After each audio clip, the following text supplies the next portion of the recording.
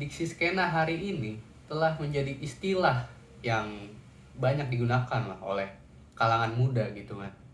Mereka memakai skena sebagai rujukan untuk mengelompokkan selera dan minat yang sama, terutama dalam musik dan budaya pop. Setiap aliran musik memiliki skenanya masing-masing, seperti skena rock dengan irama cepatnya, ataupun skena dangdut dengan tabuhan gendangnya. Nah, pada masing-masing zaman biasanya ada satu skena yang lebih menonjol dari skena-skena lainnya. Nah, belantika musik Indonesia sempat diisi oleh skena pop, berlanjut ke skena rock, dan hingga sekarang ya pada skena musik indie gitu. Itu dapat dilihat dari banyaknya festival-festival musik yang hari ini rata-rata tuh diisi oleh musisi indie. Sebutlah Sound Corner atau Pesta Bebas Berselancar. Line upnya tuh pasti musisi-musisi indie gitu kan. Indie sendiri ya sebenarnya bukan sebuah genre sih, namun musisi yang meluncurkan albumnya secara independen atau mandiri. Maka dari itu, skena indie bisa mencakup nih beberapa musisi dengan genre sekaligus. Ada band Depan Turas misal, dengan ciri khas surf rocknya. Ada Jimmy Jazz dengan aliran metalnya.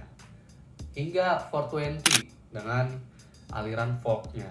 Nah, band-band tersebut memiliki satu kesamaan gitu, yaitu mereka memproduksi serta mendistribusikan albumnya secara mandiri. Benih-benih musik indie di Indonesia dapat dilacak sejarahnya di kota Bandung pada dekade awal 90-an. Gedung olahraga Saparua menjadi saksi bisu terselenggaranya konser-konser musik yang menyatukan berbagai musisi, penikmat lagu, serta aktor-aktor yang berkecimpung dalam industri musik. Para musisi di dalamnya memainkan lagu-lagu yang tidak ditemukan di skena arus utama saat itu. Hingga pada 1993, pas band bergenre rock asal Bandung mengeluarkan album debutnya secara indie pada tahun 1993. Album yang bertajuk For Through the Sub itu berhasil terjual sebanyak 4.700 buah di awal-awal perilisannya. Itu jumlah yang cukup fantastis untuk album yang diproduksi secara independen gitu kan. Nah, setelah itu mulai banyak band-band lain yang mengikuti jalan indie sebagai cara merilis karya. Kota-kota besar seperti Bandung, Surabaya, Malang, dan Yogyakarta adalah ladang subur bagi musisi-musisi indie. Pasca Orde Baru juga band-band asal Jakarta dan Bandung seperti Adams, The Sigit, dan Mocha turut meramaikan skena indie. Lagu-lagu rock yang mereka bawa terdengar lebih modern dari sebelumnya. Perlahan, ini mempengaruhi pergeseran yang dimaksud dengan anak skena. Dari yang sebelumnya berpenampilan serba hitam dan urakan yang identik dengan skena musik metal, kini anak skena lebih tampil dengan gaya yang lebih kasual dan colorful gitu. Nah, anak skena ini dapat dikenali lewat cara berpakaian kan biasanya ketika mereka menghadiri sebuah festival musik gitu. Tipikalnya ya mereka memakai kaos bergambar sebuah band, celana kargo, dan juga sepatu bot. Didukung dengan konten-konten di sosial media, mereka menampilkan mode pakaian yang seolah menjadi konvensi bersama gitu, atau kesepakatan bersama di antara anak-anak skena ini. Tampilan mode pakaian ini tentu tidak ajek ya, dan setiap orang bisa mengkombinasikannya dengan barang-barang lain gitu. Khusus mode berpakaian anak skena ini menyimbolkan satu kebudayaan atau wacana tertentu yang sedang berkembang di dalam masyarakat. Hal tersebut dapat dijelaskan dengan teori pemaknaan simbol atau semiotika milik Roland Barthes.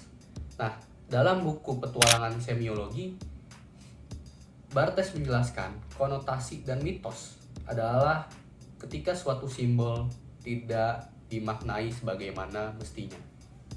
Dalam kasus kaos band Secara denotatif adalah kaos yang disablon dengan desain grup musik di dalamnya dan gunanya untuk dipakai bagi mereka yang menyukai grup musik tersebut. Namun secara konotatif, kaos band ini menjadi simbol dari rasa superioritas akan keluasan wawasan bermusik. Jika band dalam kaos itu jarang diketahui orang, maka semakin tinggi pula gitu, rasa superioritas si pemakai itu. Inilah mitos gitu. Ada satu kutipan menarik di dalam buku ini, yaitu petanda-petanda ini berkomunikasi erat dengan budaya, ilmu pengetahuan, sejarah, dan karena itu bisa dikatakan bahwa dunia menembus ke dalam sistem. Halaman 84. Nah, dalam memaknai sebuah simbol seperti kata Barthes di atas, kita perlu melihat lingkungan, sejarah, konteks budaya, atau wacana yang mengelilingi simbol tersebut. Celana kargo misalnya, jika dipakai oleh militer, itu akan berkonotasi jiwa patriot yang siap membela status quo atau negara di sini.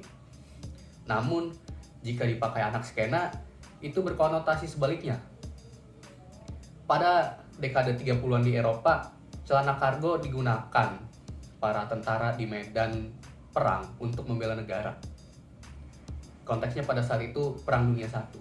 Tetapi di dekade 90-an, musisi-musisi grunge di Amerika mengenakannya sembari mengumandangkan lagu yang syarat akan permasalahan sosial. Semangat perlawanan terhadap status quo juga disimbolkan melalui sepatu bot. Pada dekade 60-an di Inggris, sepatu bot seperti merek Dr. Martens atau biasa disebut Doc Mart gitu, sangat digemari di antara kelas pekerja kerah biru karena harganya yang terjangkau sekaligus memiliki ketahanan atau durability yang bagus gitu. Kemudian sepatu bot diadaptasi oleh kelompok skena punk dan perlahan berkonotasi semangat anti kemapanan.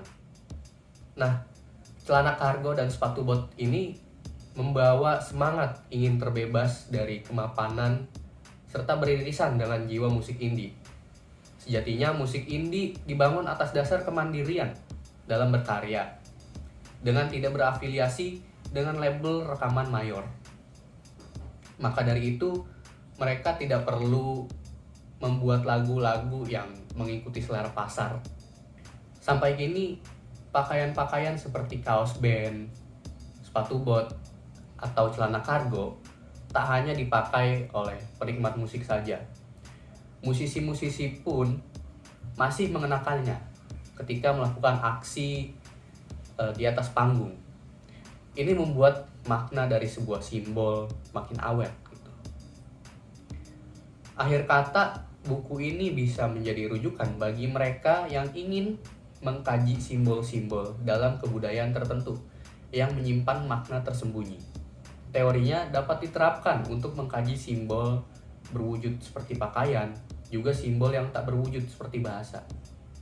Namun, buku ini tidak bisa membantu banyak para pembaca untuk menganalisis budaya secara makro, sehingga masih diperlukan referensi tambahan untuk melengkapi kajian budaya. Terima kasih, nama saya Fadil Budiardian.